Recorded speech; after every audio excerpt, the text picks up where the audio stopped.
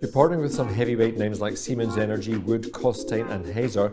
How are those relationships shaping project delivery?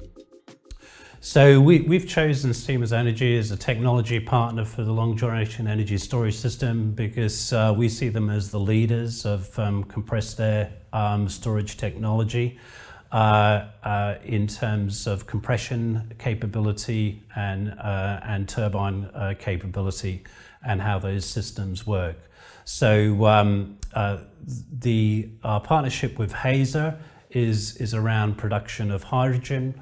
We see that technology as being a low-cost hydrogen production technology, and we use that as a means of further decarbonising essentially flexible power gen. So when we dispatch power from the long duration energy storage system, we use hydrogen as a fuel, and that we're using the Hazer production technology, which has been developed in partnership with KBR as a means of generating hydrogen at a competitive cost.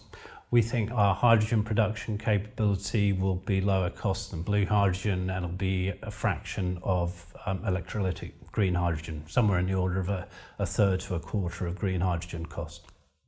The project includes hydrogen and synthetic graphite production. How do these fit into the UK's clean energy and critical mineral strategies? So one of the benefits of the hydrogen production technology that we've chosen, the Hazer production technology, is the way it works is it essentially takes a methane molecule and cracks it and splits it into hydrogen and carbon. Now, in this particular form of methane pyrolysis, which is a technology type, the carbon that is produced comes out as graphite, as opposed to commonly these technologies produce an amorphous carbon black type carbon form. So the attraction to us of that is graphite is a critical mineral to the UK and to actually many developed countries, and there is significant demand and undersupply for graphite. Graphite has been identified by the UK government as a critical mineral as part of its industrial strategy, and recognises that a secure supply chain of graphite is critical to the UK's energy transition. So we're potentially offering up here with our MESH project a domestic graphite production capability, of which we will be the first. Graphite demand is rising fast for batteries and EVs, as you pointed out. How significant could this become as a revenue stream for Energy Pathways?